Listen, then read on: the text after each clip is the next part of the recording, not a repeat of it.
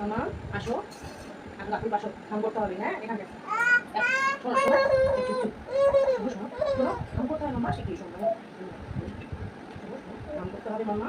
মামা কাম করবা তো? হ্যাঁ শোনো মামা শোনো, একটু কাম করো। কেন মামা, খেতে তোমার ভালো লাগে না? কেন খাবোই না? প্লিজ প্লিজ তাকাও, অল্প একটু খেন প্লিজ। এই তিতলি কি করছিস? কি করছো? আমাদের বাড়ি যাবে? কেন? মা তিতলিকে একটু নিয়ে যাই তাহলে আমাদের বাড়ি, একটু ঘুরিয়ে আবার দিয়ে যাবো। যাবে তিতলি? কি হয়েছে, মুখটা ওরকম করে বসে আছো কেন? আর ওকে এরকম সেই থেকে বকছো কেন? ওর কথা আর বলো না, মাথা গরম হয়ে যাচ্ছে। সেই থেকে খাওয়ানো নিয়ে করছে না, একটুও খাই না কেন? খাওয়ানো নিয়ে এত ওর পিছনে দৌড়াতে হয়, পেট ভরে খা তা না। বাড়িতে চল, ওখানে গিয়ে খেলা করবি আর আমি খাইয়ে দেবো। যাবে বলছো? ওকে যাও নিয়ে যাও, দেখো খাই নাকি কিছুতেই খাওয়াতে পারবে না, আমি কত চেষ্টা করি জানো। চল দিদি আমাদের বাড়ি চল, ওখানে গিয়ে খেলা করবি। হ্যাঁ আর ওখানে আরো ভাই বোনেরা রয়েছে, ওদের সাথে তুই খেলা করবি আর খাবার খেয়ে নিবি, ঠিক আছে? আমি হিংসে হয়ে যাচ্ছি আর বলছি না খাওয়াতে। হ্যাঁ বলাই সহজ, করতে গেলে না ঘাম ছুটিয়ে দেবে আমাকে।